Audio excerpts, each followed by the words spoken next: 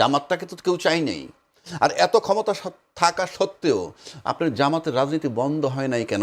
এটা কি বলা হয় যে ধ্বংস করা যায় না? আজকে যারা বিএনপির হয়ে বড় বড় কথা বলছেন, কারণ বিএনপির তৃণমূলের সাথে আমাদের একটা লড়াইয়ের সম্পর্ক ছিল সেই সময়টাতে, এবং সেই গুপ্ত নেতারা তো আজকে বাংলাদেশে এমপি মন্ত্রী হয়ে গেছেন, এবং অনেক ত্যাগী নেতাকর্মীদেরকে আমরা এখন খুঁজে পাচ্ছি না, থাকলেও সামনের সারিতে নাই, অনেক পিছনে আছেন।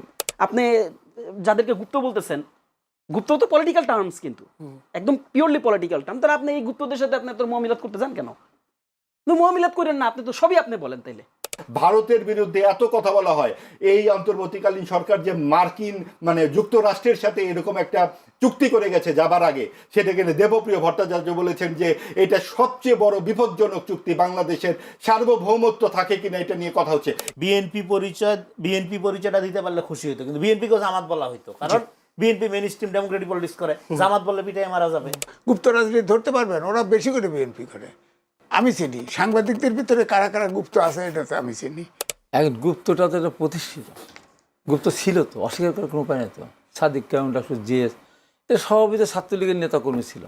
যেহেতু রাজনৈতিক সংগঠন নিষিদ্ধ করা যাবে না, করলে এটি আন্তর্জাতিক চাপের মুখে পড়তে হবে, তখন ম্যাটিকুলাস ডিজাইন, ডক্টর ইউনুসের সেই শব্দ, সেই ডিজাইনের অংশ হিসেবে কি করলো, রাজনৈতিক কার্যক্রম নিষিদ্ধ করতে হবে।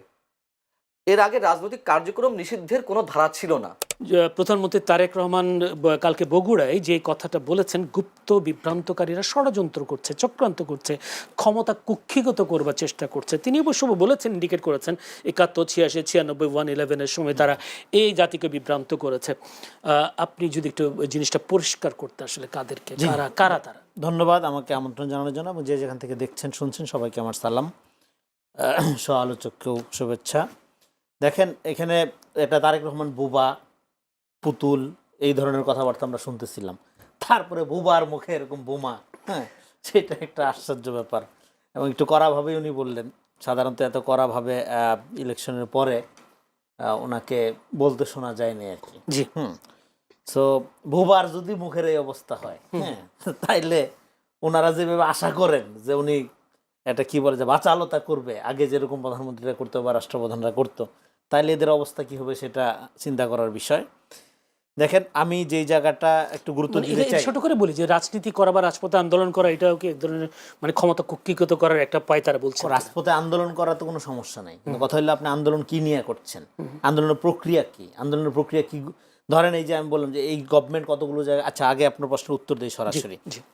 গুপ্ততা, দেখেন উনি গুরুত্বপূর্ণ একটা গুপ্ততা নিয়ে আমরা অনেকদিন ধরে কথা বলতেছি, এই আপনার ধরেন 5 তারিখের পরের থেকে গুপ্ততা নিয়ে আলাপ করতেছি, এটা নিয়ে নতুন করে আলাপ করার কিছু নেই। এইটা বাংলাদেশের রাজনীতিতে প্রতিষ্ঠিত একটা সমস্যা, গুপ্ততার ঐতিহাসিক সিনারিও কি, ঐতিহাসিক সিনারিও গুপ্ততার রাজনীতিটা যদি আমরা মানে স্টাডি করতে চাই, বুঝতে চাই এটা সমস্যা কি, কেউ গুপ্ত থাকলে সমস্যাটা কি হয়, সেটার ক্লাসিক্যাল উদাহরণ হলো জার্মানির হিটলারের মানে উত্থান। আপনার ইহুদিরা ওইখানে সংখ্যায় ছিল 5%, 7%-এরও কম, কিন্তু সমস্ত পাওয়ার সেক্টরগুলো তারা ওই নিরপেক্ষ নামে দখল করে ফেলছিল, ফলে বৃহত্তর জনগোষ্ঠী চরমভাবে বঞ্চিত হচ্ছিল। তখন হিটলার কিন্তু একটা সোশ্যাল ডেমোক্রেটিক লিডার হিসাবে উত্থান হয়েছিল, ফলে গুপ্ততার কারণে দেখা যাচ্ছে পাওয়ারগুলো ক্যাপচার হয়ে যাচ্ছে নানা রকম আপনার এই নন পলিটিক্যাল অ্যাক্টরদের দ্বারা, মানে এস্টাবলিশমেন্ট, হ্যাঁ, মানে establishment, power captured by establishment. এটা যখন হয়ে যায় তখন জনগণ বঞ্চিত হয়, এবং সেটা এস্টাবলিশমেন্ট ক্যাপচার করে through the emotion, through narration, হ্যাঁ, এক ধরনের মোরালিস্টিক, হ্যাঁ, সিঙ্গেল মানে আপনার ট্রুথফুল ন্যারেটিভ তৈরি করা, মানে এক ধরনের কৃত্রিম সত্য তৈরি করা, এবং ওইদিকে একটা ইমোশনাল জোয়ার তৈরি করার মধ্যে দিয়ে এটা আপনার ক্যাপচার করে। যাই হোক, এখন বাংলাদেশের ক্ষেত্রে এই বাস্তবতা আছে কিনা? হ্যাঁ আছে। ক্যাডার ভিত্তিক রাজনীতি অলওয়েজ প্রো এস্টাবলিশমেন্ট রাজনীতি করে, যারা ক্যাডার ভিত্তিক রাজনীতি করে তারা সবসময় প্রো এস্টাবলিশমেন্টের সাথে থাকে, হ্যাঁ। এবং এই ধরনের জামাত ইসলামের কথা বলা হয় যে 86, 96, 2008 এগুলোর কথা বলতেছে, আমরাও বলি, হ্যাঁ। এবং বিএনপির সাথেও তো ছিল জামাত, বিএনপির সাথে থাকা, বিএনপির সাথে ছিল, জাতীয় পার্টির সাথে ছিল, আওয়ামী লীগের সাথে, সবার সাথেই থাকে, সব সময়ই থাকবে, এখনও তারা আছে, নানা ফর্মে থাকবে। ক্যাডার ভিত্তিক রাজনীতি অলওয়েজ প্রো এস্টাবলিশমেন্ট হিসেবে ফাংশন করে এরা। এবং জামাতের ক্ষেত্রে জামাত হলো এন্টি ন্যাশন পলিটিক্যাল ফোর্স ছিল একটা 71-এ, তারা গোটা জাতি যেখানে স্বাধীন মুক্তি যাচ্ছে, ন্যাশনাল একটা জাতীয় মুক্তি সংগ্রামে ঝাঁপাই বসে, তারা এটার বিরুদ্ধে গিয়ে দাঁড়াইছে, ফলে anti nation but pro establishment politics করে আবার তারা। হ্যাঁ, তারপর আবার স্বাধীন দেশ হওয়ার সাথে সাথে ইস্টাবলিশমেন্টের মধ্যে ঢোকার জন্য তারা যত রকম চেষ্টা করা দরকার। আওয়ামী লীগ তাদের চিহ্নিত শত্রু সেই 71 সালের সময় থেকে, কিন্তু তারপরেও তারা দেখবেন যে স্বাধীনতার পরে প্রথম 86 সালে তারা আওয়ামী লীগের সাথে চলে গেল। হ্যাঁ, তো ফলে শত্রু মিত্র বিভাজন, 96 আন্দোলনও ছিল। হ্যাঁ, শত্রু মিত্র বিভাজনের মোরাল স্ট্যান্ডার্ড সে ফলো করে, সে ফলো করে ট্যাকটিক্স, কৌশল মাঝে মাঝেই তার নীতিকে খেয়ে ফেলে, কিন্তু তারপরেও তার লোকজন মনে করে যে সে কৌশলের সফলতার দিকে যাচ্ছে কিনা। কৌশলে সফল হওয়া যায় ফর টাইমিং হওয়া যায়। ফলে এই গুপ্ততার প্রবলেমটা এটা ক্লাসিক্যালি বুঝতে হবে। কিন্তু এখানে এখন বাংলাদেশে তারেক রহমান যে জায়গায় বলছে, যে জায়গাটা সবচেয়ে আমি পছন্দ করছি, হ্যাঁ, সেটা হলো উনি বলছে গুপ্ত বিভ্রান্তকারী। যেমন ধরেন তাহসিন এখানে আসছে, সে তার পলিটিক্যাল বক্তব্য দিবে, সে পলিটিক্যালি যদি তার বক্তব্যটা মেনুভারিংও করে, সে যদি ম্যানিপুলেটিভ বক্তব্য দেয়, আমি কিন্তু কাউন্টার দিতে পারবো। কিন্তু একটা গুপ্ত ফেসবুক আইডি, একটা বট আইডি যদি 10,000 ভুয়া ফটো কার্ড ছড়ায়, আমি কিন্তু কাউন্টার দিতে পারবো না, আমি ইভেন তার আইডেন্টিফাই করতে পারবো না। ফলে প্রকাশ্য বিভ্রান্তকারীও বলা যাবে না। ধরেন তার রাজনৈতিক পজিশনটা আমার চেয়ে ভিন্ন, বা আমার পজিশনটা তার চেয়ে ভিন্ন, আমি যুক্তিতর্ক দিয়ে প্রমাণ করার চেষ্টা করব যে হোয়াই আই এম রাইট, মানে হোয়াই আই এম ট্রুথফুল, সে তারটা প্রচার করার চেষ্টা করবে। হ্যাঁ, কিন্তু বিভ্রান্তকারী আবার ডিপ স্টেটকেও কোনো ইন্ডিকেট সেখানে ডিফেন্স স্টেটের আলাদা আসতেছে, সেখানে কিন্তু বিভ্রান্তকারীও যদি হয়, আমি যদি বিভ্রান্তিকারী হয়ে জনগণ আমারটা দেখবে যে আচ্ছা আমি বিভ্রান্ত করছি, ওনারটা যদি হয় ওনারটা দেখবে, আপনারটা হলে আপনারটা দেখবে। কিন্তু গুপ্ত বিভ্রান্তকারী ইটস এ ডেঞ্জারাস ফেনোমেনা। আমার নামে যদি 10,000 মানে বট আইডি আমি যদি ছড়াই, আপনি ধরতে পারবেন না। এই যে ধরেন এই ওমেন, নারীদের যে আসন দেওয়া হচ্ছে, নারীদের আসন দেওয়া নিয়ে আমি ফেসবুকে কোনো মন্তব্য করিনি কালকে পর্যন্ত, কিন্তু আমার নামে ভুয়া ফটো কার্ড ছড়াচ্ছে যে আমি নাকি বলতেছি এই যে খুবই অশ্লীল ফটো কার্ড, এটা না বলাই ভালো। হ্যাঁ, তারপরে ভদ্রতার মধ্যে যতখানি বলা যায় যে নায়িকাদের যে ফটো দেয় নাই, এতে আমি খুব খুশি, ধন্যবাদ জানাইছি বিএনপিকে নাকি, এবং বলছি নায়িকাদের অন্য জায়গায় আপনার শোভা পায়, সেখানে সব এই ধরনের একটা বক্তব্য ফটো কার্ড বানিয়ে লাভ করে দেওয়া হচ্ছে। এই যে গুপ্তভাবে করছে, এটা আমি ধরতে পারছি না। এটা আমি বলছি এদেরকে প্রতিরোধ করার উপায়, করোনা মহামারীর পর প্রতিরোধ করার উপায় আসি, যেহেতু প্রতিরোধ করার উপায়ের ক্ষেত্রে গভর্নমেন্ট একটা কনফিউজিং অবস্থার মধ্যে আছে। এখানে আপনি যে মাঝখানে যে প্রশ্নটা করলেন, এবার এই গুপ্ত বিভ্রান্তকারীর মধ্যে ডিপ স্টেটের ব্যাপার আছে কিনা? হ্যাঁ, আছে তো।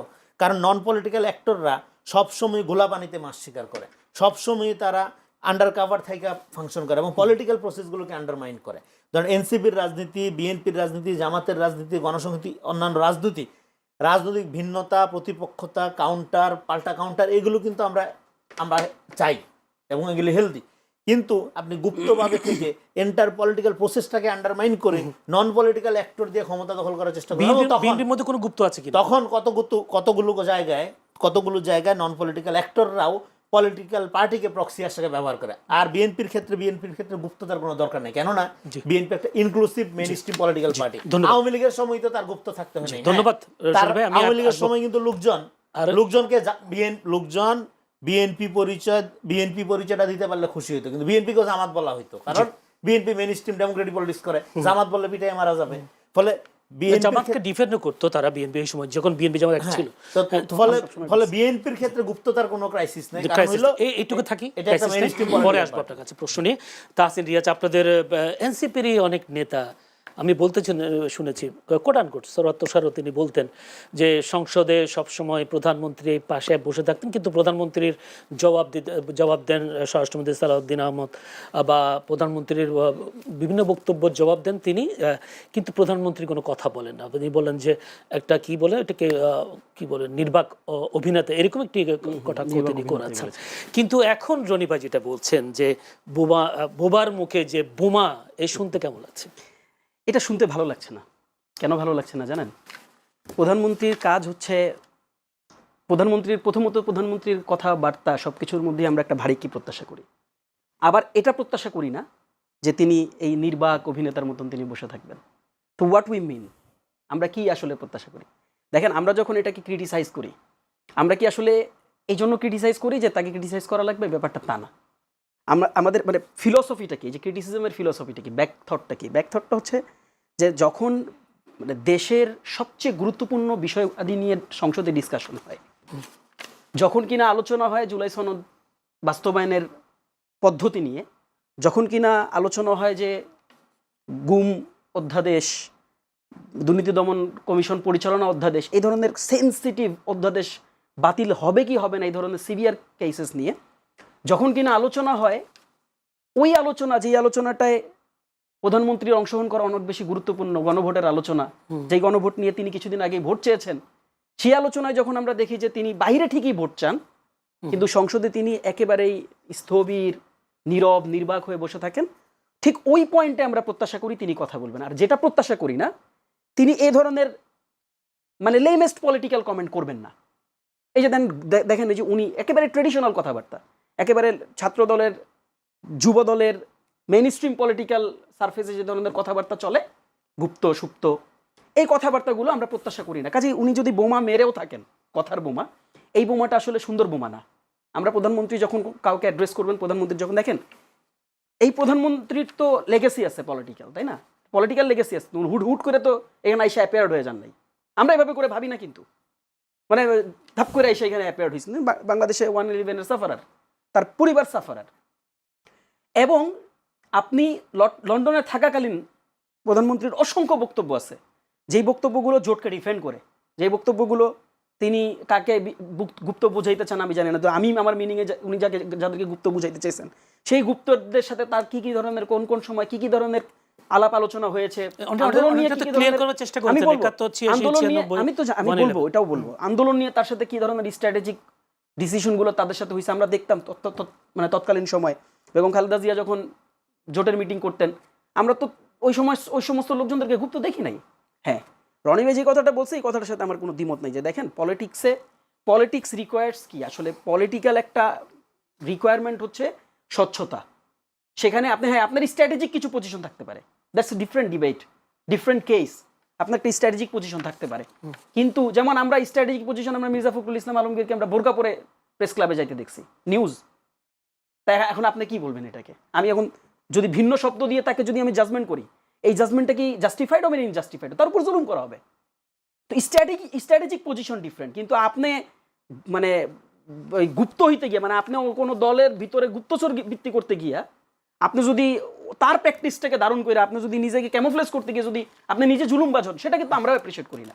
এটা কারো অ্যাপ্রিসিয়েট করার কোনো সুযোগ নেই, এটা লজিক্যাল কোনো গ্রাউন্ড নেই এটাকে অ্যাপ্রিসিয়েট করার। কিন্তু দেখেন, প্রসঙ্গত আমাদেরকে এই জিনিসটা বুঝতে হবে যে তারেক রহমান, যিনি বাংলাদেশে এখন এমন একটা ক্রাইসিস পিরিয়ডে যিনি প্রধানমন্ত্রীর দায়িত্ব পালন করছেন, তার কাছে আমরা আসলে জোরালো বক্তব্য প্রত্যাশা করি এবং এই বিভাজনমূলক বক্তব্য প্রত্যাশা করি না। এই যে গুপ্ত বলে আপনার ধরেন একটা, আপনি যাদেরকে গুপ্ত বলতেছেন, গুপ্ত তো পলিটিক্যাল টার্মস, কিন্তু একদম পিওরলি পলিটিক্যাল টার্ম। তাহলে আপনি এই গুপ্তদের সাথে আপনি তোর মহামিলাত করতে যান কেন? মহামিলাত করেন না, আপনি তো সবই আপনি বলেন। তাইলে দেখেন, এইটা আমার কাছে মনে হয় যে এটা আরো থার্ড লেয়ার, ফোর্থ লেয়ারের কথাবার্তা।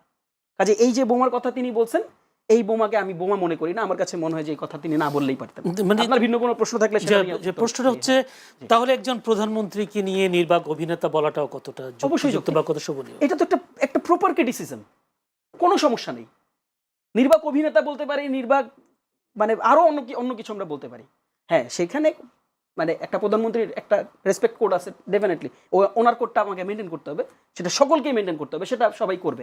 এখন ধরেন একটা প্রধানমন্ত্রী, তিনি সংসদে এই ধরনের সেন্সিটিভ ডিসকাশনগুলোতে বসে থাকেন, কথা বলেন না তিনি, আবার তিনি পরবর্তী দিনে এসে 34 মিনিট কথা বলছেন, আমরা সেটাকে অ্যাপ্রিশিয়েট করছি, ভেরি ফাইন। আপনি পলিসি নিয়ে 34 মিনিট কথা বলছেন, সো ইটস অল রাইট, তাই না? এই ভুল বা আমার যে কনফিউশন, আমার কনফিউশন ভেঙে দেন না কথা বলে বলে। আপনি জুলাই সনদ আলোচনায় পার্টিসিপেট করেন, আপনি গণভোটের আলোচনায় পার্টিসিপেট করেন, আপনি যখন মৌলিক পার্লামেন্টে দেখেন, কেন আমি বারবার বলতেছি যে আপনি এমন একটা সেন্সিটিভ ডিসকাশন, যেই সেন্সিটিভ ডিসকাশনে তার পজিশন দরকার। আমি আপনাকে আরেকটা কথা বলে দিই, দেখেন কেন এই ধরনের সেন্সিটিভ ডিসকাশনে প্রধানমন্ত্রী পজিশন নেন না। এটাও তার একটা স্ট্র্যাটেজিক পজিশন, এটাও তার একটা, তিনি জানেন যে তিনি সংসদে যদি এভাবে করে জুলাইয়ের বিরুদ্ধে তিনি অবস্থান নেন, সনদের ব্যাপারগুলো যে কনফিউশনগুলো অ্যারাইজ হয়েছে, অধ্যাদেশ বাতিলের যেই কনফিউশনগুলো অ্যারাইজ হয়েছে, গণভোট নিয়ে যেই সংসদে গণভোট নিয়ে বলা হয় যে এটা একটা প্রতারণা, তো এই পজিশনগুলোতে যখন তিনি ওপেন হয়ে যাবেন, তখন আসলে তাকে তো মানুষকে ফেস করতে হবে। তিনি তো মানুষের কাছে গিয়ে কমিটমেন্ট করছেন যে ভাই, আমি তো একবারই ভোট চাবো, আপনার সাথে যদি প্রতারণা করি আপনি পরবর্তীবার আমাকে ভোট দিবেন না তো। তো এই জিনিসগুলো ওপেন হয়ে যাবে, এই জন্য তিনি সাইলেন্ট একটা বলে। এটা ব্যাপারটা এরকম না তিনি পারেন না কথা বলতে, ব্যাপারটা হচ্ছে তিনি স্ট্র্যাটেজিক কারণে এই কথাগুলো বলতেছেন না।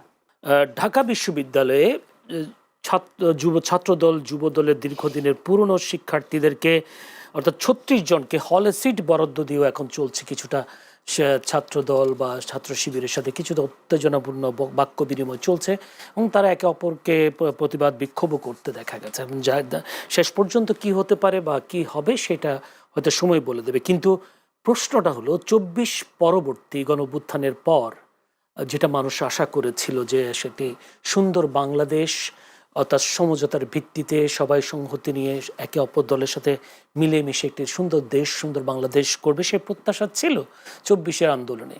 কিন্তু এখন কেন সে আবার উত্তপ্ত হয়ে উঠছে শিক্ষাঙ্গনগুলো, সেই বিষয়টা নিয়ে আমরা আলোচনা করবো। এবং যদি বলি এই কালকেও অনেক রক্ত ঝরেছে অনেকেরই, দুই পক্ষেরই, সেই ক্ষেত্রে ২০ জন আহত হয়েছেন এমন একটি খবর আছে আজকের পত্রিকায়।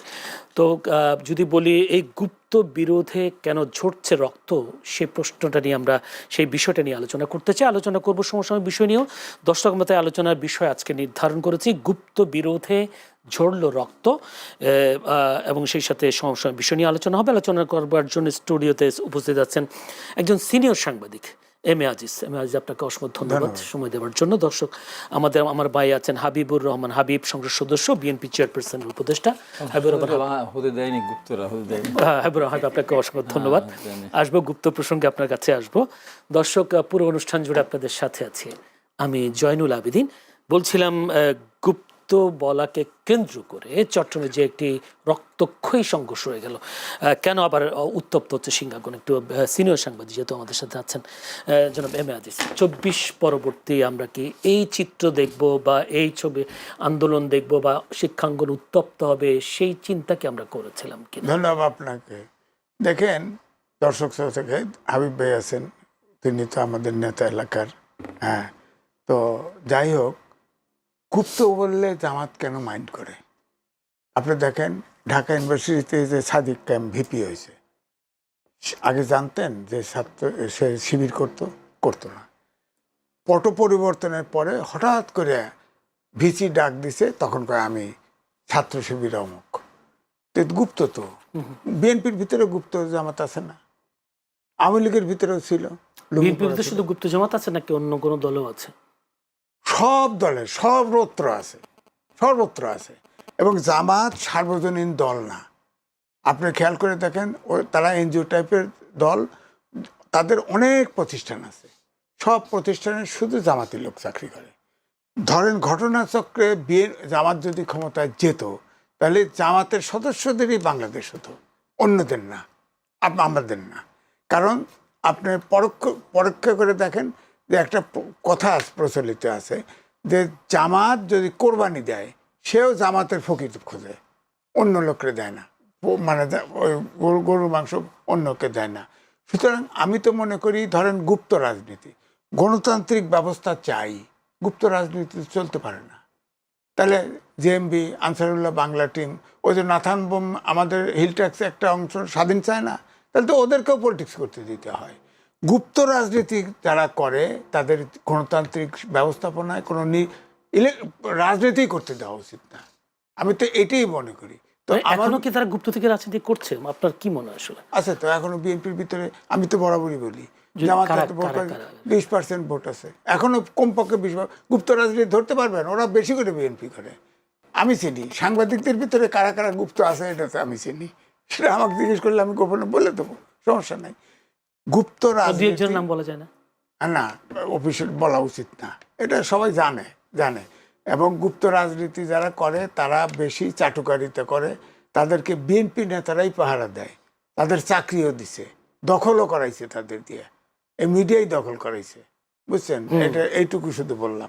সেক্ষেত্রে আপনি বলছেন যে তাদেরকে গুপ্ত বললে জামাত রাগ করে কেন, কিন্তু এই পারসেপশন তৈরি হয়ে গেছে কিনা, সবাই তাদেরকে গুপ্ত বলতে তার এখন গুপ্তটাকে নিতে পারছে না, একসময় তাদেরকে রাজাকার বলা হতো।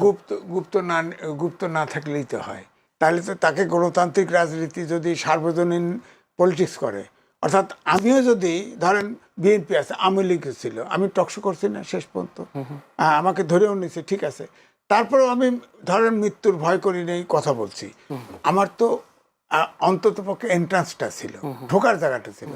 জামাতের ধরেন আমি বলি, আমার এলাকায় যে বড় নেতা ছিল জামাতের, আমি ছিল, সে আমার মামা ছিল, কিন্তু আমাকে কোনো সাইড দেয় নেই, ওখানে পলিটিক্স ঠিক আছে, এমনি বাসায় গেলে আদর যত্ন সব ঠিক আছে, কিন্তু সুযোগ সুবিধা কিন্তু কোনো জায়গা কোনো ছাড় নাই, আচ্ছা। কোনো ছাড় নাই। আপনি জানেন যে আমি সাংবাদিকদের ইউনিয়ন করি, সব সময় জামাতের সবগুলো লোক আমার এনটিতে ভোট দিত, আচ্ছা। এবং জামাতের সেন্ট্রাল থেকে সিদ্ধান্ত দিয়ে দেওয়া হতো একে ভোট দেওয়া যাবে না, ভোট দিতে। কিন্তু ওখানে বিএনপির কেউ নাই এই হ্যাঁ। সংগঠনগুলোতে? না, বিএনপির আছে, বিএনপির ভোট পাইতাম, তারা তো পায় না। আমাদের এখানে তো ধরেন ব্রডলি তো আপনি জানেনই দুই ভাগ, একটা হলো আওয়ামী লীগ সিপিবি এরা একদিকে, আর বিএনপি জামাত একদিকে, দুইটা ফোরাম, তাই না, দুইটা গ্রুপ। সেখানে এখন যে লেটেস্ট অবস্থা তাতে জামাতের ডোমিনেশন বেশি এখন আমাদের গ্রুপে জামাতের ডোমিনেশন বেশি। আপনি দেখেন প্রেস ক্লাবটা দখল করে ফেলছে, প্রেস ক্লাবের নির্বাচন শিডিউল দেওয়ার নির্বাচন স্থগিত আছে। আপনি বলেন তো দেখি এর কারণটা কি আসলে? বাংলাদেশে কারণটা কি আসলে? 226 জন সাংবাদিক গ্রেপ্তার আছে, অনেকে চুরি করছে, অনেকে ফেসিবাদের দোষ করছে, ঠিক আছে, মানি যাদের বিরুদ্ধে ফৌজদারি অপরাধ আছে তাদের বিচার করেন। কিন্তু আপনি দেখেন 2 জন পান্না আর আনিস আলমগীর ছাড়া কেউ বেরোতে পারে নাই, যে ঢোকে সে আর বেরোয় না কেন? আবার প্রথমে বৈষম্য বিরোধী ছাত্র ছিল না, বৈষম্য বিরোধী ছাত্র আন্দোলনে কয়েক পোলা এসে নাম ধরা দিয়েছে, এরা ফেসিবাদের দোষর।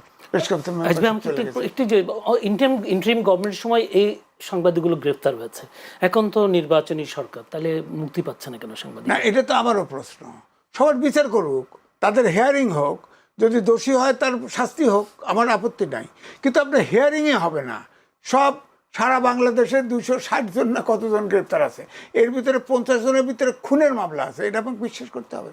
কোনো সাংবাদিক খুন করে? বলেন, কি একটা কালচার যে তারে ধরে তারে নিয়ে খুনের মামলা ধরা দেয়। হ্যাঁ, এটা কোনো কথা হইল নাকি? আমার কথা এখন কি আশা করেন এই সরকারের সময়? এই সরকারের আমলে ধরেন একটা অভ্যুত্থান ঘটেছে তো 5 তারিখে, তখন কিন্তু 71 সালে যে আশা করেছিলাম বৈষম্য থাকবে না, আইনের শাসন থাকবে, সুশাসন থাকবে, গণতন্ত্র থাকবে, আমরা তো মৌলিক গণতন্ত্রের বিরুদ্ধে যুদ্ধ করেছি। এখন 90 আন্দোলন হয়েছে, এই যে হাবিব ভাইরা আন্দোলন করছে, তারপরে ধরেন 5 তারিখের যে চেঞ্জ হলো, সেখানে ফেসিবাদের বিলুপ্ত চাইছে, রাজনীতিবিদদের পিছনে ছিল তো। ফেসিবাদের বিলুপ মানেই গণতন্ত্র চাই, আইনের শাসন চাই, সুশাসন চাই। তা আমার বক্তব্য হচ্ছে যে জেলে ঢোকে বেরোয় না কেন, হিয়ারিং হয় না কেন, এটা আইনের শাসনটা কোথায় আছে? এটা চাইবো না অবশ্যই। আমার কথা হলো সাংবাদিক অপরাধের বাইরে না, মানুষ তো যে বিচার কথা অনেকে আছে, অনেক ফ্ল্যাটের মালিক আছে, অনেক টাকার মালিক হয়েছে, আমরা জানি, চিনি তো। কিন্তু সাংবাদিকতার ইথিক্স থেকে বের হয়ে সাংবাদিকতা করেছে এমন অপরাধ তো আছে, অভিযুক্ত আছে। যাদের অপরাধ আছে আমি জানি, দেশদ্রোহী মামলাও আছে এবং তার সাথে যুক্তও আছে, তাদেরও জানি, তাদেরও বিচার করেন। বিচার, আমার কথা যে অপরাধ করছে সে অপরাধের বিচার হোক, কিন্তু হিয়ারিং এ হবে না, এটা কেমন? এটা কেমন কথা? একটু যেতে চাই হাবিবুর রহমান হাবিব, এম এ আজিজ সাংবাদিক, সিনিয়র সাংবাদিক, উনিই বলছেন, যদি বলছি গতকাল গুপ্ত বিষয়টা নিয়ে বিশাল সংঘর্ষ হয়ে গেল, ওনার অভিযোগ হলো এখন বিএনপির ভিতরেও গুপ্ত আছে। সেই গুপ্তগুলো কি কেবল জামাত নাকি অন্য কোনো দলেরও লোক আপনাদের ভিতর ঢুকে আছে? আপনাকে ধন্যবাদ। আপনার মাধ্যমে চ্যানেল এসকে সম্মান দর্শক শ্রোতার দিকে সশ্রদ্ধ সালাম, আলোচক প্রখ্যাত সাংবাদিক আজিজ ভাইকে শুভেচ্ছা। আসলে আপনি প্রথমে যে প্রশ্নটা করেছেন গুপ্ত শব্দটাকে নিয়ে, গতকাল যে সংঘর্ষটা হলো, রক্তক্ষয় হলো, গুপ্ত বিরুদ্ধে ঝরছে রক্ত, খুবই দুঃখজনক। এখন গুপ্তটা তো একটা প্রতিষ্ঠিত, গুপ্ত ছিল তো, অস্বীকার করার কোনো উপায় নেই তো। সাদিক কায়ুম, ডক্টর জিএস, এটা সবই তো ছাত্রলীগের নেতাকর্মী ছিল, মিছিল করেছে, হেলমেট পরে গিয়ে আপনার এই যে বাস ভাড়া বৃদ্ধির প্রতিবাদে, তার ওই যে এর বিরুদ্ধে যখন ছাত্রদের আপনার হত্যা এর ভিতরে তো আছে, এই সমস্ত সময় তো এই সমস্ত এরা গেই তো শুরু করেছে। আপনার হত্যার সাথে এরা জড়িত, এই ছাত্র শিবিরে যারা ছিল এরাই বেশি করে পিটিয়ে হত্যা করেছে। মানে আওয়ামী লীগের ভিতরে ঢুকে, ছাত্রলীগের ভিতরে ঢুকে থেকে আওয়ামী লীগের ভাবনা নষ্ট করার জন্য, ছাত্রলীগের ভাবনা নষ্ট করার জন্য ওরাই বেশি করে ভূমিকা রেখেছিল। আমরা তো দেখি না এটা বাংলাদেশে কোথাও, কোনো বিশ্ববিদ্যালয়ে, কোনো কলেজ ক্যাম্পাসে ছাত্র শিবিরের নামে স্লোগান দিচ্ছে এবং তার পরিপ্রেক্ষিতে বা সেই অপরাধে কোনো ক্যাম্পাস থেকে ছাত্রলীগ তাদেরকে মেরে বের করে দিয়েছে, নজির নেই। দু একজন গুপ্তভাবে হয়তো ছিল, ধরা পড়ছে এটা শিবির, তাকে মারপিট দু এক জায়গায় করেছে, গ্রেপ্তারও করেছে, মেরে হাত পুরস্কার দিয়েছে। মিছিল কোথাও করেছে, ছাত্রদল মিছিল করতে গিয়ে মার খেয়েছে, বারবার আহত হয়েছে, টুকু থেকে শুরু করে বিভিন্ন জন ছাত্রদলের সভাপতি। এরা প্রকাশ্যে যে আমি ছাত্রদল করি সেই নিয়ে যখন সে পরিচয় নিয়ে যান, ক্যাম্পাসে গিয়েছেন, ক্যাম্পাসে ঢুকতে দেওয়া হয়নি, পরীক্ষা দিতে দেওয়া হয়নি। ছাত্রদলের হাজার হাজার ছেলেদের লেখাপড়া শেষ করে যেতে পারেনি তারা। বাবা মায়ের অনেক স্বপ্ন পূরণ করার জন্য ঢাকা বিশ্ববিদ্যালয় বিভিন্ন বিশ্ববিদ্যালয় ভর্তি হয়েছিল, কিন্তু ছাত্রদল করতো, যে কারণে তারা বিশ্ববিদ্যালয় লেখাপড়া করতে পারেনি। শিবির দেখান তো একটা দেখান, একটা তো দেখাতে পারেন কোনো ছাত্র শিবির করে সেই পরিচয় দিয়ে বিশ্ববিদ্যালয় রাজনীতি করতে গিয়ে সে ক্যাম্পাস থেকে আউট হয়ে গেছে বা ছাত্রলীগ মেরে তাকে বের করে দিয়েছে, পরীক্ষা হল থেকে বের করে দিয়েছে, ধরে নিয়ে গেছে, প্রমাণ দেখাতে পারে না। ছাত্রলীগ শত শত ছেলেরা কিন্তু পরীক্ষা দিতে পারেনি। শুধু ঢাকা বিশ্ববিদ্যালয়, বহু বিশ্ববিদ্যালয়, আমার বিভিন্ন ক্যাম্পাস, বিভিন্ন বিশ্ববিদ্যালয় ছাত্রদল করা অপরাধে তাদের শিবির খুব কম। শিবির তো মিছিলই করতে না, চিনবে কি করে? ওই দুই একটা চিনছে যখন পরীক্ষা দিতে, তখন তাদের পরীক্ষা দেন, কিন্তু মিছিলও তারা করে নাই। ছাত্রদল যখন প্রকাশ্যে মিছিল করার পরিপ্রেক্ষিতে এরা ছাত্রদল করে। ছাত্রদলের কোনো ছেলেরা কিন্তু বিশ্ববিদ্যালয় ক্যাম্পাসের থেকে বা হলের যে সুযোগ সুবিধা 15.5 বছরে একটা বিশ্ববিদ্যালয়, ঢাকা বিশ্ববিদ্যালয় হলের খাবার কেমন, ডাল কেমন, চাল কেমন, ভাত কেমন, তরকারি কেমন, বুঝতেই পারেনি তারা। ক্যাম্পাসে কোনো লুকিয়ে গিয়ে পরীক্ষা দিয়ে হাতে চলে আসছে বা হলে ক্লাস করছে। এই যে আধিপত্য বিস্তারকে নিয়ে যে রক্ত ঝরছে, এটাকে কি হতে এইটা আধিপত্য 24 পরবর্তী, এটা আপনি চিন্তা করেছিলেন? দেখেন 24 পরবর্তী একটা জিনিস এখানে আপনাকে বলি, যখন এই যে ঢাকা বিশ্ববিদ্যালয় ছাত্র শিবিরের নামে কিন্তু প্যানেল দেয়নি, ছাত্রদল কিন্তু ছাত্র দলের নামে প্যানেল দিয়েছে, 5,000 5,500 প্যানেল ভোট পেয়েছে, ওরা 10,000 প্যানেল ভোট পেয়েছে। অন্যান্য বিশ্ববিদ্যালয়ে ছাত্রদল দেয়নি আবার নাম দিয়ে, জাহাঙ্গীরনগরে ছাত্রদল দিয়ে নাম না, ছাত্র নাম না দিয়ে ছাত্র দল করে এরা, প্রমাণ এটা বিএনপি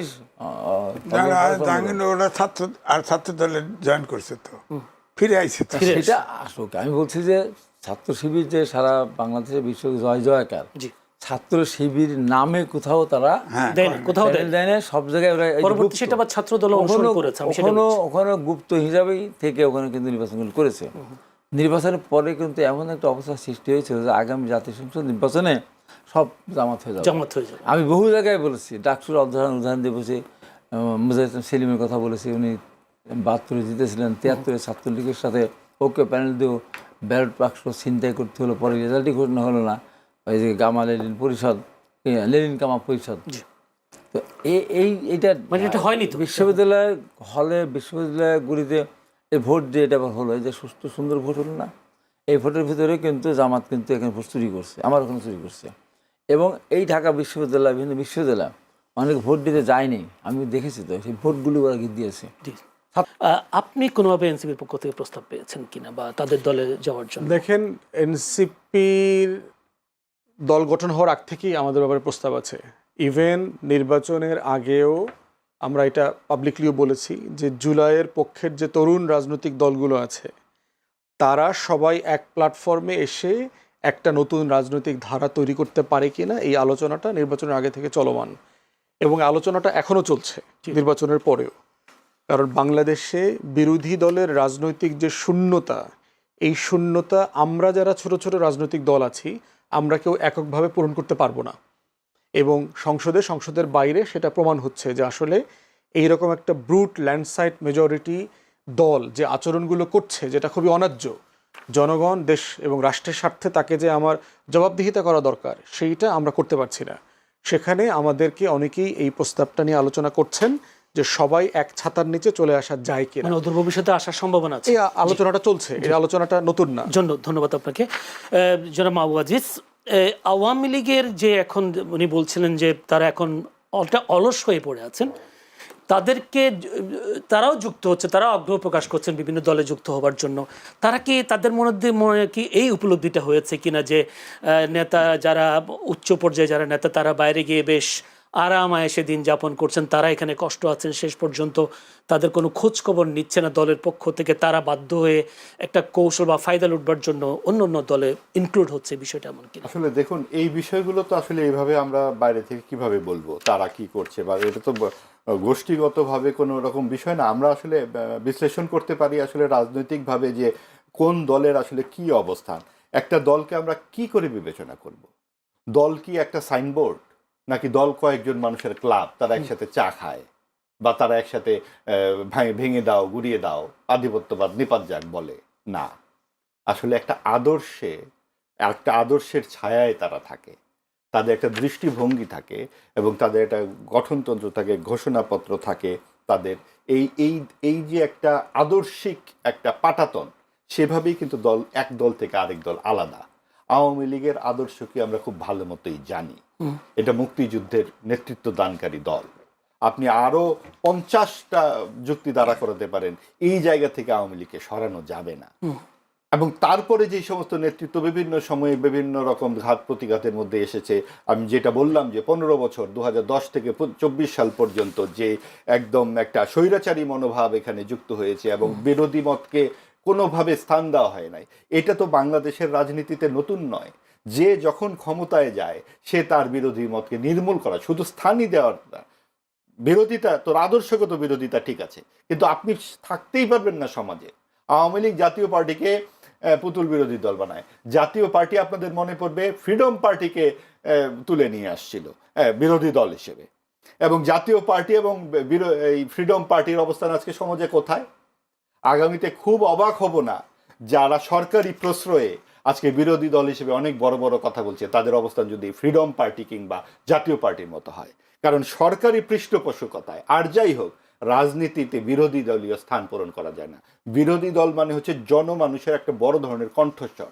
সরকার যেখানে যেখানে একনায়কতান্ত্রিক আচরণ করবে, সরকার যেখানে অগণতান্ত্রিক হয়ে উঠবে, তখন বিরোধী দল কণ্ঠস্বর হবে। সেটা এখনকার বিরোধী দল কি এখন তো মাত্র শুরু, এখনো তো সেভাবে আমরা মাত্র 2 মাস ধরে কাজ করছি, কিন্তু সরকারি পৃষ্ঠপোষক এখন তো বিএনপি নিশ্চয়ই জামাত বা এনসিপিকে পৃষ্ঠপোষকতা দেবে না, তারা তো বেশ বড় ধরনের আকার। আমি বলছি যে অন্তর্বর্তীকালীন সরকারের আমলে যেই পৃষ্ঠপোষকতাটি হয়েছে। এখন আসুন যে এই যে ভাই বললেন বিশাল কেক পড়ে আছে, এই বিশাল কেকটি কি? এই আমরা যেটা বলি রাজ্য নির্বাচনগুলোয় শতকরা 40% ভোট, তখন অন্তর্ভুক্তিমূলক নির্বাচনের সময়কে এই কেকের কথা কিন্তু বলা হলো না। কেককে তখন সুরঙ্গের ভিতরে রাখা হলো, এখন কেক বের করে আনা হয়েছে, এখন কেক খাই চলেন, কারণ নির্বাচন শেষ, আমরা বসে গেছি। আমরা বসে যাওয়ার পর এখন আমরা কেকটাকে নিয়ে নিই। এখন কেক যেখানে আছে, কেক কিন্তু এত সহজ কেক নয়। কেক কিন্তু মুক্তিযুদ্ধের নেতৃত্বকারী দল, আপনি যত যাই বলুন, যেই নেতৃত্বের অনেক এখানে সমালোচনা আছে, তারা স্বৈরাচার হয়েছে, তারা হত্যার সঙ্গে জড়িত হয়েছে, কিন্তু কি হত্যা হয়েছে, কে কাকে হত্যা করেছে, কিভাবে হয়েছে, এগুলোও নিয়ে তো বিতর্ক আছে। এগুলো হবে আইন কানুন, ফৌজদারি আইন, এগুলা মুসাবিদা হবে। কিন্তু এই মুসাবিদা হওয়ার আগেই যখন আওয়ামী লীগকে নিয়ে টানাটানি, এটা প্রকাশ্য টানাটানি হচ্ছে, তার মানে অপ্রকাশ্যে কি হয়েছে নির্বাচনের আগে একবার ভেবে দেখুন। অর্থাৎ আওয়ামী লীগ এই রাজনীতিতে কতখানি শক্তিশালী একটা বাস্তবতা, এই বাস্তবতার কথাই তো বিভিন্ন জায়গা থেকে বলা হয়েছে নির্বাচনের আগে। আপনি বাস্তবতাকে অস্বীকার করে একটি দলকে সম্পূর্ণ অনুপস্থিত করে যখন নির্বাচন করেছেন, তার মানে এটা অন্তর্বর্তীমূলক নির্বাচন হয়নি।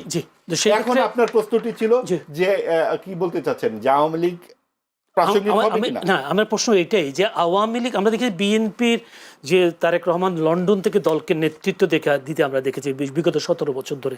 আওয়ামী লীগকে এখন নেতৃত্ব দিতে না পারার কারণে আওয়ামী লীগের নেতাকর্মীকে দিক বিদিক হয়ে অন্যান্য দল ঢুকেছে। সময় গেল তো মাত্র 2 মাস নির্বাচনের আগে, এবং বিএনপির যে বাস্তবতা ছিল, আওয়ামী লীগের সেই বাস্তবতা কিন্তু এক নয়। এবং তারেক রহমানও কিন্তু এই নেতৃত্বের জায়গাতে একেবারে বাংলাদেশ থেকে লন্ডনে গিয়ে সাথে সাথে শুরু করতে পারেননি, তাকেও তৈরি হতে হয়েছে। নিশ্চয়ই আওয়ামী লীগ সেই জায়গাটিতে, সেই বাস্তবতাতে, এটা তাদের ব্যাপার, তাদের বোঝাপড়া। কিন্তু আওয়ামী লীগ যদি সেই জায়গায় পৌঁছাতে না পারে, এটা তাদের ব্যর্থতা হবে। কিন্তু তার মানে বাংলাদেশে বিরোধী দলীয় যে রাজনৈতিক শক্তি হিসেবে তার প্রাসঙ্গিকতা হারাবে না। আওয়ামী লীগের প্রসঙ্গে একটু বলি যে এই প্রসঙ্গে আমি প্রশ্ন এটাই করছি, আওয়ামী লীগের কার্যক্রম নিষিদ্ধ না করলে তো আরো খুনোখুনি বেশি হতো, উনি বলছেন নির্বাচনে গেলে। আপনি তার মানে আওয়ামী লীগের কার্যক্রম নিষিদ্ধ না করলে খুনোখুনি, কিন্তু আওয়ামী লীগের লোকদেরকে নিজের দলে আনলে আর খুনোখুনি হবে না। কি চমৎকার যুক্তি! মানে আওয়ামী লীগের কার্যক্রম নিষিদ্ধ না করলে খুনোখুনি হতো, আর আওয়ামী লীগের লোকদেরকে নিয়ে এখন আমরা রাজনীতি করব, মানে যে কোনো একটা যুক্তি দাঁড়া করলেই হলো আর কি। মানে বিষয়টা হচ্ছে এরকম যে রিকনসিলিয়েশন শুধু আওয়ামী লীগের জন্য করতে হবে কেন? এই দেশে কোন রাজনৈতিক দলের হাতে রক্ত নেই? কারা তওবা করেছে? সে 71 সাল থেকে শুরু করুন তো, 80 দশকের জাতীয় পার্টি করুন তো, এবং প্রত্যেক দল খুনোখুনি কারা জড়িত হয়নি? আপনি তওবা ইত্যাদি গুনাহ কেন বলা হয় জানেন? কারণ মুক্তিযুদ্ধে আওয়ামী লীগের ভূমিকাটা, তওবা করলে মুক্তিযুদ্ধে তওবাটা হয়ে যায়। নইলে আপনি তো ফৌজদারি আইনের মধ্যে ফেলবেন। আপনি খুন করেছেন, তার জন্য আপনি বিচার করবেন, কিন্তু তওবা আসছে কোত্থেকে? তওবা আসছে কারণ আপনি মুক্তিযুদ্ধে নেতৃত্ব দিয়েছেন। মূল জায়গাটা তো ওইটা, কাজে ওই জায়গাতে যুক্ত হলেই তো আসলে রাজনীতিটা অন্যদিকে চলে যায়। এবং সেই জায়গায় আওয়ামী লীগের সবচেয়ে বড় শক্তির জায়গা, এবং ওইটাতেই মানুষের ভয়, অন্য রাজনৈতিক দলগুলোর ভয়, কারণ তারা তখন এতখানি স্কোর করে রেখেছে আওয়ামী লীগ, তার সাথে কি কোন বুদ্ধিতে আমরা রাজনীতি করতে যাব? আপনি দেখুন সংসদে প্রধান বিরোধী দল জামাত, তার এই গত 50 বছরে কোনো একক নেতৃত্বের অভিজ্ঞতা আছে? বিরোধী দল, সরকারের কথা বাদই দিলাম, সরকারে যেহেতু থাকে নাই তারা কোনো রাজনৈতিক নেতৃত্বের তাদের কোনো অভিজ্ঞতা নাই। তারা ছিল সবসময় হয় আওয়ামী লীগ না হয় বিএনপির সাথে সেকেন্ডারি দল হিসেবে। এরকম একটা দল যখন আপনি 2/3 মেজরিটি পাওয়া দলের বিরুদ্ধে আপনি বিরোধী দল হিসেবে তারা কাজ করছে, কিভাবে পেল তারা? তারা সেটা আরেক আলাপ সেইটাই তো আসতেছে এখন, যে এই 18 মাসে অন্তর্বর্তী সরকারের পৃষ্ঠপোষকতায় পেল। তারা এই যে এই আওয়ামী লীগের বিরুদ্ধে এই বয়ানগুলো তুলে আওয়ামী লীগকে তারা দাঁড়া করালো না নির্বাচনে তো জনগণিতেই রায়টি দিয়ে দিত যে আমরা জাতীয় পার্টি বানিয়ে দিলাম আওয়ামী লীগকে। এই সুযোগটি দিল না, কারণ আওয়ামী লীগ জাতীয় পার্টি নয়। এবং আরেকটা বিষয় হচ্ছে, ভাই যেটি বললেন এটা তো খুবই সত্য কথা, যে আওয়ামী লীগ যা করেছে মানুষের অবশ্যই তার ক্ষোভ আছে, সেইটার প্রতিফলন হবে ভোটে, আমার আপনার কথাই নয়। সেটা যেমন সুযোগ দেওয়া হয় নাই মানুষকে। 1-2 আওয়ামী লীগ যেই দুরাচারগুলা করেছিল এই 18 মাসের অন্তর্বর্তীকালীন সরকারের দুরাচার স্কয়ারে, স্কয়ারে, অপশাসনে, ডানপন্থার দিকে ঝুঁকে যাওয়ায়, সাম্প্রদায়িক আচরণে, মুক্তিযুদ্ধের বিপরীত অভিযুক্ত হওয়ায় মানুষের অনেক ক্ষোভ তৈরি হয়েছে। নইলে আপনি দেখুন সরকার একদম সবাই মিলে গণভোটে হ্যার পক্ষে ভোট দিল। 3 কোটি লোক কোথার থেকে আসলো না ভোট দেওয়ার? তার মানে 3 কোটি লোক তো আছে যারা আপনার বিরুদ্ধে যাচ্ছে, তারা কারা? কাজেই আপনি একটা মতকে উপেক্ষা করে আপনি নির্বাচন অনুষ্ঠিত করেছেন। আপনি যতই তওবা করার কথা বলেন না কেন, এই তওবা এগুলো মারফতি কথা। আপনাকে আইনের আওতায় আনতে হবে। খুনের বদলে আপনি চোখ তুলে নেবেন এটা হতে পারে না। আপনাকে দৃষ্টিগ্রাহ্য বিচার করতে হবে। উনি ব্যারিস্টার মানুষ, কাজেই আপনি বুঝতেই পারেন তওবা কোনো বিষয় হতে পারে না। আপনাকে অনুশোচনাও নাই, এরকম একটা কথা অনুশোচনা বলছেন, যদি বা আপনার বা আমার না থাকে, তার জন্য তো ভাই আপনি আমাকে জেলে দিতে পারেন না। আপনার অপরাধের জন্য তার যুক্তি শুনতে হবে এবং অপরাধের আপনাকে বিচার করতে হবে। কার কি কারণ গত 50 বছরে কে কোথায় অনুশোচনা করেছে? আপনার জামাতে ইসলামী অনুশোচনা করেছে আনুষ্ঠানিকভাবে, তো সেইটার এইটার সাথে তুলনা হয় না। কিন্তু তারপরে কোন রাজনৈতিক দল কখনোই ভুল স্বীকার করে না যে ভাই আমরা এটা, রাজনৈতিক দলের কথা তো দূরে থাক, কোন মন্ত্রী এই পর্যন্ত ভুল স্বীকার করে আমাদের দেশে পদত্যাগ করেছে? উদাহরণ আছে। আপনি যে হামে 200 শিশু মারা গেল, আপনি আইনের আওতায় এনেছেন সেই স্বাস্থ্য উপদেষ্টাকে? আপনার এটা তো ফৌজদারি মামলা দেওয়া উচিত যে আপনি আমার শিশুদেরকে টিকা দেবেন না, শিশুরা মৃত্যুর মুখে চলে যাচ্ছে, আমরা ব্যস্ত আছি কে কয়টা ক্ষমতায় থাকবো বলে। এটা হয়। কাজে আমাদের রাজনীতিতে সবচেয়ে যেটা সমস্যা সেটা হচ্ছে আদর্শের অনুপস্থিতি। আমরা যতই দল ভাঙ্গার পক্ষে কথা বলি, যতই বলা হোক যে এটা সাবকন্টিনেন্টালের একটা ফেনোমেনা, সাবকন্টিনেন্টালের ফেনোমেনা কেন জানেন? এই পুরো সাবকন্টিনেন্টালে এই ক্ষমতা কেন্দ্রিক দুর্বৃত্তায়ন সবচেয়ে বেশি, এবং এই কারণে আপনার আদর্শহীন রাজনীতির একটা উপস্থাপন হচ্ছে এই দল ভাঙাভাঙি সংস্কৃতি। আমি আপনাকে একটা প্রশ্ন করে রাখি, সময় পাবো কিনা জানি, সেটা হচ্ছে কোট আনকোট সাংবাদিক এম এ আজিজ বলেছেন বিএনপির সাথে গুপ্তরা আশেপাশে জড়িয়ে আছে। গুপ্ত মানে কি? না, ওনার প্রশ্নের উত্তর, কিন্তু আমি ওনার প্রশ্ন উত্তর আপনার কাছে জানবো। সেটা হচ্ছে কিন্তু আমরা এম এ আজিজ, সাংবাদিক এম এ আজিজ, তো তিনি কিন্তু আজকে বিএনপি প্রায় 36 জনের একজন নারী সংরক্ষিত আসন মনোনয়ন দিয়েছে। সেখানে দেখা গেছে একজন আওয়ামী লীগের সাবেক নেত্রী আছেন, আর দুজন আছে। তাহলে কি এম এ আজিজ এই গুপ্ত কি এই আওয়ামী লীগ বলছে নাকি অন্য? ওই যেটা বললাম এটা তো সকলের ক্ষেত্রেই সত্য, যে আপনি এমনকি আওয়ামী লীগ তো অবশ্যই এই আদর্শহীন রাজনীতি করেছে, তারা সাম্প্রদায়িক রাজনীতি থেকে প্রশ্রয় দিয়েছে। তারা মনে করেছে যে আমরা যদি এই প্রশ্রয়টা দিই তাহলে আমাদের ভোট করতে হবে না, আমরা রাতের বেলা ভোট করতে পারবো, আমরা আমিরামি নির্বাচন করতে পারবো। এখন যদি বিএনপি মনে করে থাকে যে আমরাও এই সমস্ত দলকে দিয়ে আমরা স্টেক নিতে পারি বিভিন্ন জনের, এই যে জিনিসগুলো হচ্ছে কি, আপনি এই যে এনসিপির কাছে আমাদের প্রত্যাশা কি ছিল? তারুণ্য নির্ভর একটি দল, গণ অভ্যুত্থানের অভিজ্ঞতা থেকে এসছে, তারা তো অনেক দূর যাবে, এখনই কেন তারা জামাতের সঙ্গে চলে যাবে? এটা তো আমাদের অনেককেই তো আশাহত করেছে, এবং তাদের কোনো আদর্শ আমরা দেখতে পেলাম না। তারা কি ডানপন্থী, তারা কি বামপন্থী, তারা কি মধ্যপন্থী, তারা নিজেরাই ক্লিয়ার না। আপনি কি মনে করেন তারা এখন কোনপন্থী? তারা এখন হচ্ছে কোনোভাবে নিজেদেরকে দলটাকে বড় করার পন্থী। এখন সেটা যে কোনো রাজনৈতিক আদর্শ হতে পারে, এটা আসলে রাজনৈতিক আদর্শ নয়। আপনার রাজনীতিতে যদি নৈতিকতা না থাকে, আদর্শ না থাকে, আপনি কি কারণে রাজনীতি করছেন সেইটা যদি ক্লিয়ার না থাকে, আপনি খালি বলতেছেন ফ্যাসিবাদ বিরোধী বলতে বলতে আপনিই তো সবচেয়ে বড় ফ্যাসিবাদের চর্চা করছেন। আপনি মব সংস্কৃতির ধারক হচ্ছেন, আপনার মতের বিরুদ্ধে গেলে তাকে ভারতীয় দোসর বলছেন। যেমন ভাবে আওয়ামী লীগ বলতো রাজাকার ও জামাত, ঠিক একইভাবে আপনারা বলছেন ভারতীয় দোসর। আপনাদের এবং আওয়ামী লীগের মধ্যে পার্থক্য কি? জি, ধন্যবাদ। আমি একটু যেতে চাই ব্যারিস্টার আসাদুজ্জামান ফুয়াদের কাছে। ব্যারিস্টার আসাদুজ্জামান ফুয়াদ, আজকে প্রধানমন্ত্রী তারেক রহমান বগুড়ায় তিনি গিয়েছেন, বিভিন্ন প্রকল্প উদ্বোধন করেছেন। সেখানে একটি কথা তিনি জনসভায় বলেছেন, সেটা হচ্ছে কিছু দল সংসদ ও সংসদের বাইরে জনগণকে বিভ্রান্ত করছে, গুপ্ত বিভ্রান্তকারীদের থেকে সতর্ক থাকার আহ্বান জানিয়েছেন তিনি।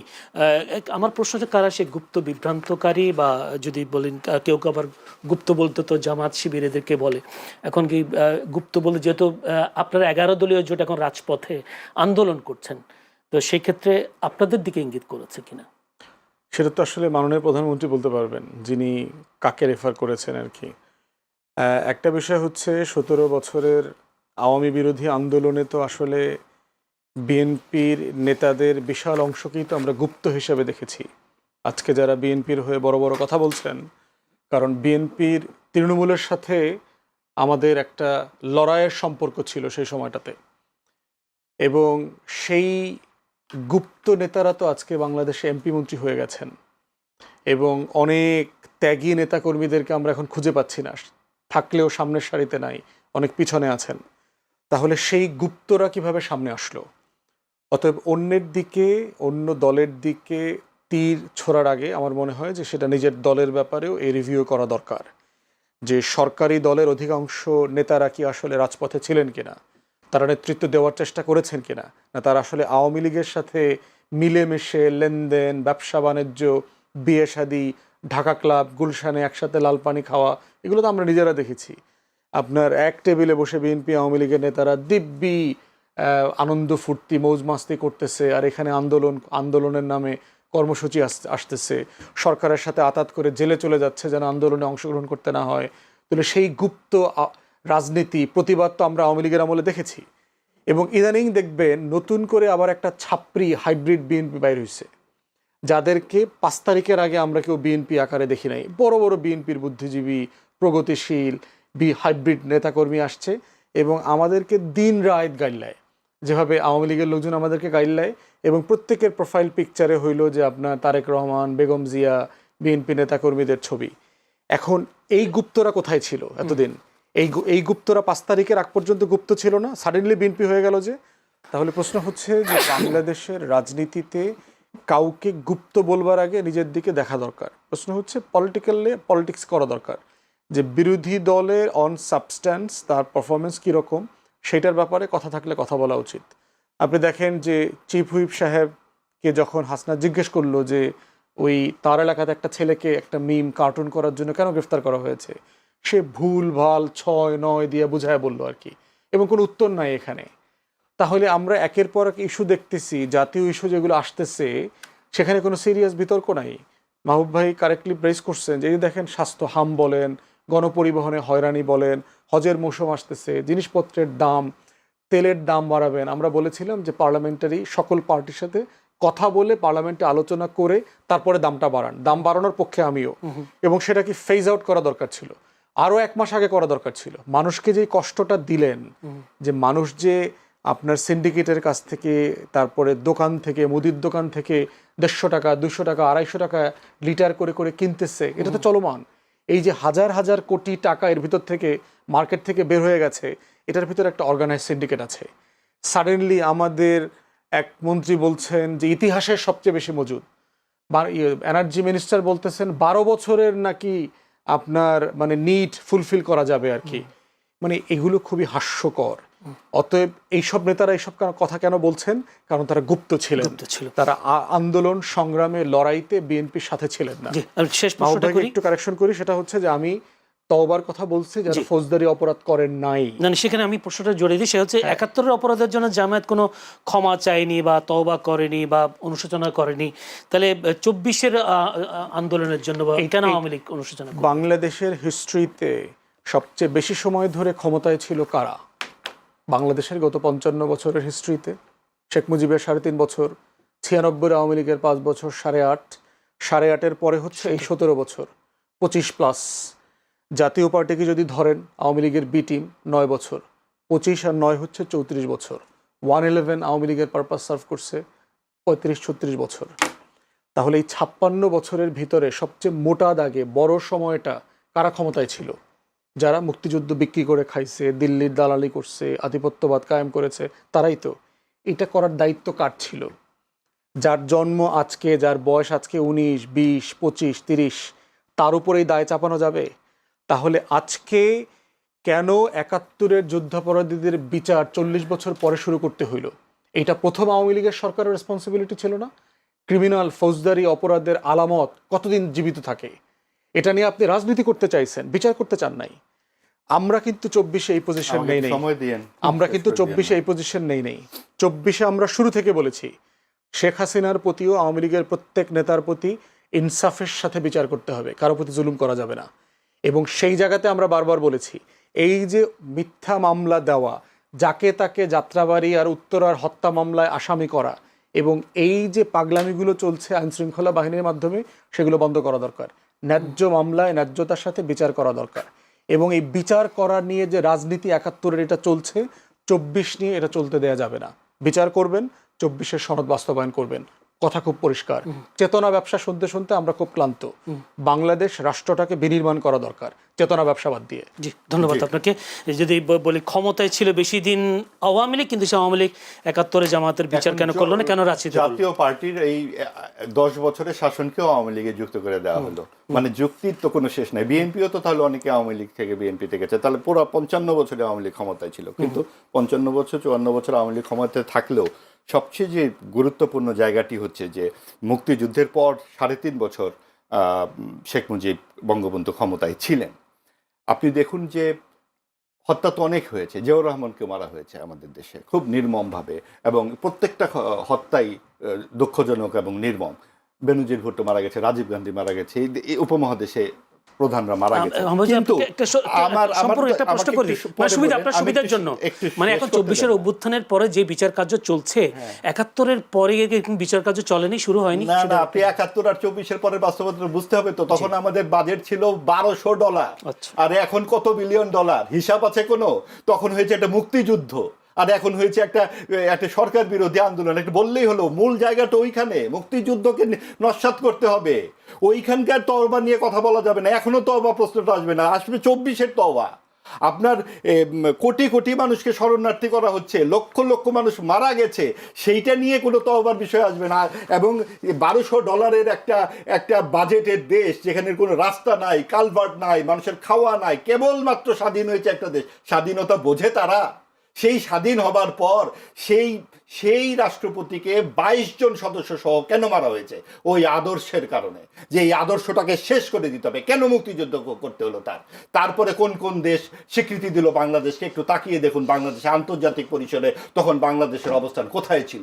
আপনারা এই যে ভদ্রলোকে বলেন যে লক্ষ লক্ষ জাসদকর্মী মেরেছে শেখ মুজিব, আপনি একটু গণমাধ্যমে রিপোর্ট দেখাতে বলেন তো, কয়টা হয়েছে? সিরাজ শিকদার আর 2-3টা উদাহরণ ছাড়া কি আছে সামনে? এই ধরনের রাজনৈতিক হত্যাকাণ্ড কোন সরকারের আমলে হয়নি? কাজেই তাকে ছোট করবার জন্য, বঙ্গবন্ধুকে ছোট করবার জন্য এই সমস্ত কথা তুলে এই সম্পূর্ণ একটা বড় ধরনের হত্যাকে কেন হত্যাকাণ্ডটি ঘটেছে, এই দিকে তাকালেই বোঝা যায় যে মুক্তিযুদ্ধের আদর্শটা কি, এবং তারপরে কি কারণে বঙ্গবন্ধু সেটা পারেননি সেটাও বোঝা যায়। এবং পারেননি বলে অন্য কেউ সেটা পারবে না, সেটা করবে না। আপনি তওবা তো আমরা করব, মানে আমি করব, আমি যদি কোনো অপরাধ করে থাকি। তো জামাতে ইসলামী এত সহি কাজ করে, কেন তারা নিজেরা তওবা করলো না? কেন তারা নিজেরা এই জায়গা থেকে আসলো না? কেন তখন তারা নানান রকম বয়ান দিতে শুরু করে সাম্প্রদায়িক দলগুলো?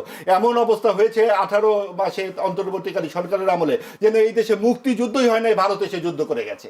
এগুলো কেন হলো? কেন এই ইতিহাস নিয়ে নতুন নতুন ব্যাখ্যা আসলো?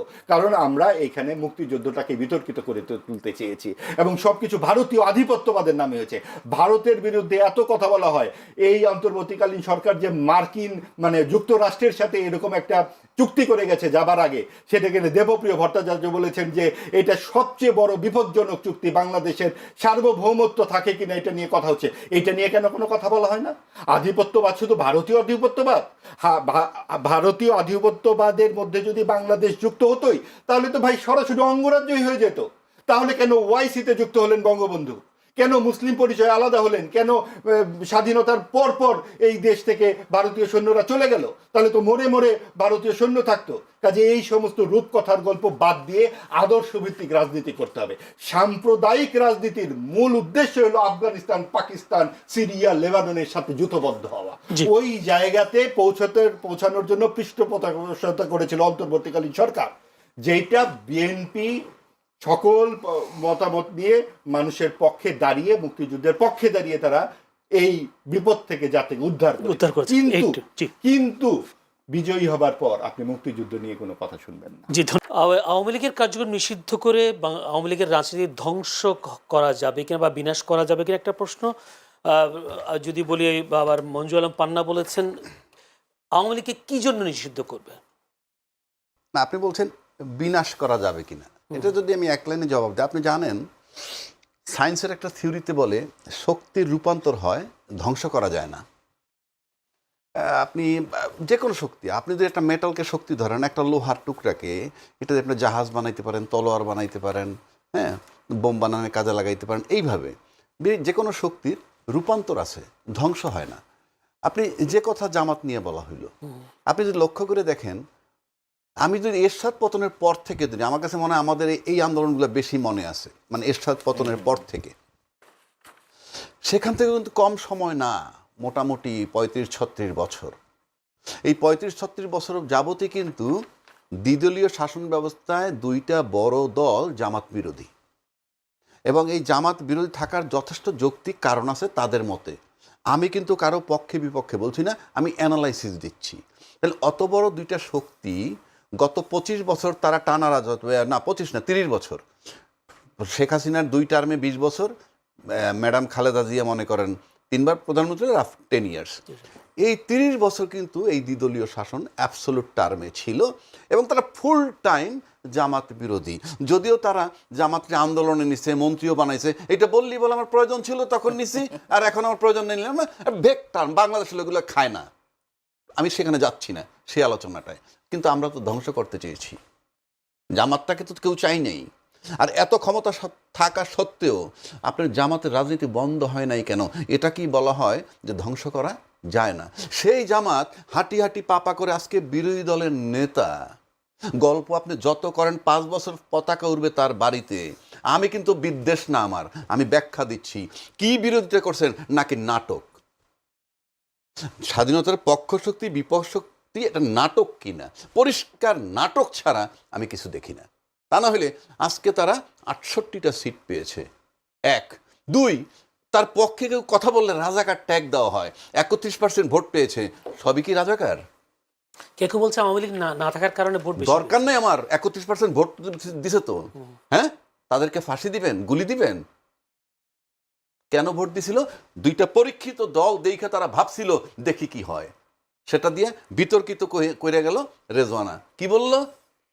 মেইন স্ট্রিমে যাতে না আসতে পারে, উগ্রবাদীরা যাতে না, পরিষ্কার সে মিন করছে। আমি সেই বিতর্কে যাচ্ছি না। তার মানে শক্তির রূপান্তর আছে, ধ্বংস নাই। ওই যে বন্ধ নষ্ট করা যায় না, যেটা পান্না ভাই বলল যে একটা দলকে ধ্বংস করা যায়, তার পক্ষে লজিক দিলাম। যেখানে জামাতে আপনি ডিস্ট্রয় করতে পারতেছেন না, সেখানে আওয়ামী লীগকে আপনি ডিস্ট্রয় করতে পারবেন না। এইবার আসেন আমার চ্যাপ্টার। আপনি যদি আমাকে বিবেকবান লোক হিসাবে বলেন, এগুলো সেও একমত হবে। এখন আপনি যদি আয়নাঘর ধরেন, বিডিআর হত্যা ধরেন, শাপলা চত্র হত্যার বিনা বিচারে হত্যা, তারপরে এই যাওয়ার আগে 1400 লোকের হত্যা, উনি একটা হত্যা নিজে করেন নাই, বাট উনি এটা নেতৃত্বে ছিলেন, প্রিভিলেজ উনি দিয়েছেন, উনি চাইছেন ক্ষমতায় থাকতে, আর এগুলো সব ক্ষমতায় থাকার সাথে রিলেটেড। সেই বিবেচনায় যদি আমি যাই, তাহলে আমি বলবো যে হ্যাঁ, ঠিক আছে, পার্টি নিষিদ্ধ হওয়া দরকার। বাট আপনি যদি গণতন্ত্রে বিশ্বাসী হন, গণতান্ত্রিক প্রক্রিয়ায় থাকেন, বিএনপি আজকে ক্লেম করতেছে ক্ষমতায়, তার একটা বড় গণতান্ত্রিক দল। গণতান্ত্রিক দলের মানসিক প্রস্তুতি থাকতে হবে সবসময় এরকম যে আমি অলওয়েজ পরীক্ষা দেওয়ার জন্য প্রস্তুত। আপনি পরীক্ষা দেওয়ার জন্য যদি প্রস্তুত হন, এই ভোট পাইছেন, আবার সামনে পরীক্ষা দিবেন। পাশাপাশি আপনার প্রিভিলেজ আছে, যারা আওয়ামী লীগের অপরাধী, টোটাল আওয়ামী লীগের সব তো অপরাধী না, অলরেডি এফআইআর হয়েছে, মামলা হয়েছে, দণ্ড হয়েছে, এফআইআরের ভিতরে যাদের নাম আছে তারা আপনার কার্যক্রম স্থগিত থাকতে পারে। আমি বলছি না কার্যক্রম উঠাইয়ে দেন, আমি আসছি অন্য ব্যাখ্যায়। সেই পানিশমেন্টগুলো হোক, নাম্বার 1। নাম্বার 2, আপনারা যখন বন্ধই করবেন, তাহলে অন্তর্বর্তীকালীন সরকার যখন প্রস্তাব আনলো, আন্দোলনের মুখে হোক আর যেভাবেই হোক বন্ধ করার কথা হইলো, যে পার্টি নিষিদ্ধ করার কথা আসলো, সেখান থেকে শিফট করে, যেহেতু তখন আজকের ক্ষমতাসীন কি বলছিল যে আমরা কোনো পার্টি নিষিদ্ধ হোক, আমরা সেটা চাই না, কোনো অ্যাডমিনিস্ট্রেটিভ অর্ডারে হোক, এটা আমরা চাই না, এবং এটা হয় না, এটা জনগণের ব্যাপার। আরে ভাই, সেদিন যদি আপনি সুকৌশলী বুদ্ধিমান হইতেন, তাইলে তো চুপচাপ থাইকা ইউনূস সাহেব দিয়ে করাইতে পারতেন, সমস্ত লায়াবিলিটিস তার উপরে থাকতো। আমি তো মনে করি আপনি রাজনৈতিক হিসেবে প্রজ্ঞাবান নন। এখন আমার কাছে মনে হয় যে আজকে যে নিষিদ্ধ করছে সেটার কারণ কি? আজকে নিষিদ্ধ করার পিছনে আমার একটা কারণ হতে পারে এই, যে বাংলাদেশে ক্ষমতায় থাকলে একটা বিশাল শক্তির ক্ষমতায় থাকে। শক্তি, অদৃশ্য শক্তির ক্ষমতা আমি বললে ভেক টার্ম হবে, বাট নর্মাল শক্তি 3টা power: media, administration and business oligarch. এইটা যদি ধরেন, এদের উপরে কেউ মাতব্বরি করে কিনা সেটা অন্য চ্যাপ্টার, সেটা যেহেতু আনসিন আমি বলবো না, বাট ডিপ স্টেট একটা টার্ম আছে। এই যে 3টা মিডিয়ার পক্ষ, এই মিডিয়াগুলো কিন্তু সব মিডিয়া, তারপরে আমলা বা অ্যাডমিনিস্ট্রেশন যদি বলেন, সিভিল আর মিলিটারি ব্যুরোক্রেসি যাই বলেন না কেন, প্লাস বিজনেস, টোটালটা ছিল 16 বছর প্রেফার করছে আওয়ামী লীগকে। সামহাও এটা ঘুরে রিভার্স হয়েছে এখন কিন্তু এইটা বর্তমান সরকারের পক্ষে। আজকে পান্না বলুক, আপনি বলেন এক্সওয়াইদের, সবাই কিন্তু ওইভাবে মিডিয়া, আমরা এই মিডিয়াই যে 16 বছর যাকে সাপোর্ট দিচ্ছে, সেই মিডিয়াই তো এখানে ঘুরে দাঁড়াইছে। বাট একটা প্লাস পয়েন্ট আছে যে বাংলাদেশে জামাত কখনো ক্ষমতা এসে সার্ভাইভ করা ডিফিকাল্ট হবে। এটার কারণ হচ্ছে এই 3টা সেক্টর কখনোই জামাতের পক্ষে আসবে না। আমি কিন্তু বলছি না তারা আসুক কি না আসুক, আমি ব্যাখ্যা দিচ্ছি।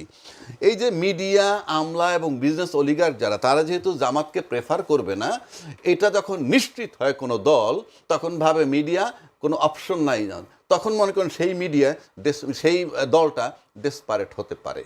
কেন আমি বলছি যে আজকে তো যে ক্ষমতায় আছে এই 3টা সেক্টর তার পক্ষে, আবার কালকে যদি আওয়ামী লীগ মাঠে নামে, আপনি লিখে রাখেন যে এই যে মিডিয়াটা, এটা 100% না হলে 70% ওভারনাইট চলে যাবে সেদিকে। তো সেই বিবেচনায় যেহেতু আমার মিডিয়া দরকার, প্রশাসন দরকার, প্লাস বিজনেস অলিগার্ক দরকার, এবং সেটা নিশ্চিত যাদের জন্য কাজ করবে না কখনো, আমি ক্ষমতায় থাকলেও আর না থাকলেও। সুতরাং সেই হিসেবে তাদের একমাত্র রাইভাল হতে পারে এই আওয়ামী লীগ।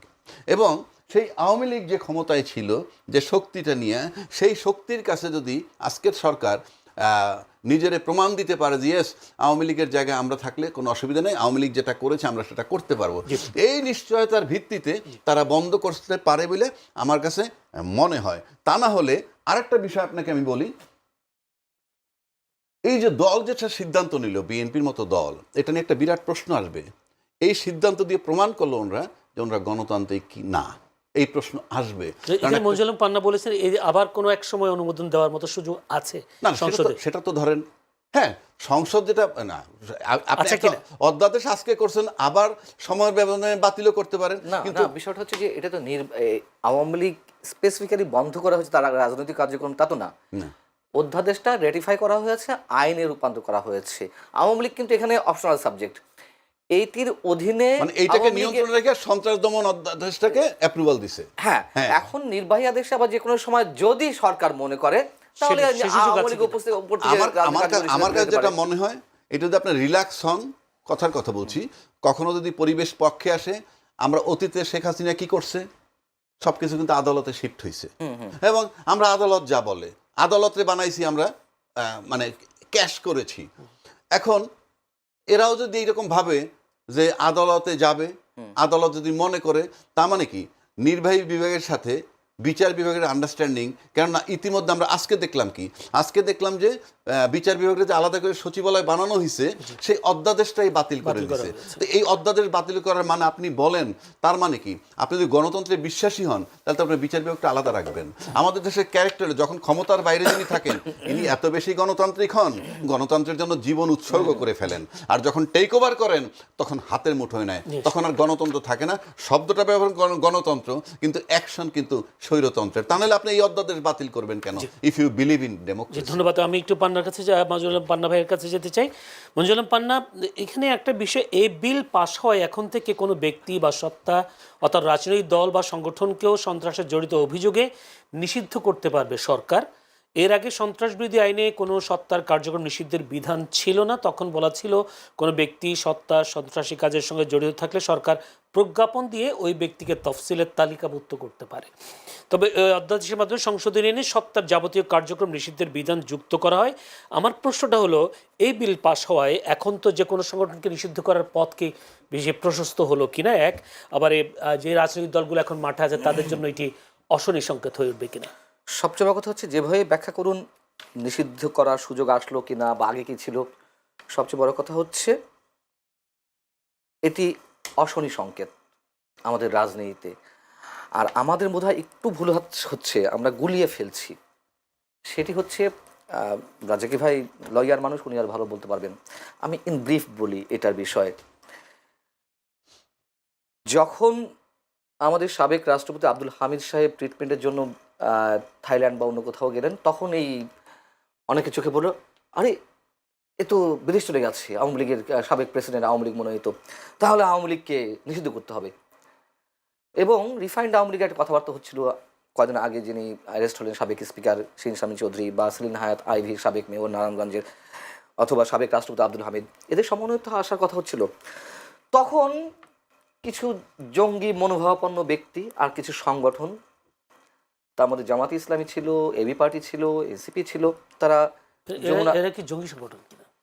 আমি বলছি জঙ্গি মনোভাবাপন্ন কিছু ব্যক্তি, আচ্ছা, তারা মিলে জিগির তুললো আওয়ামী লীগ নিষিদ্ধ করতে হবে, যমুনা ঘেরাও করলো।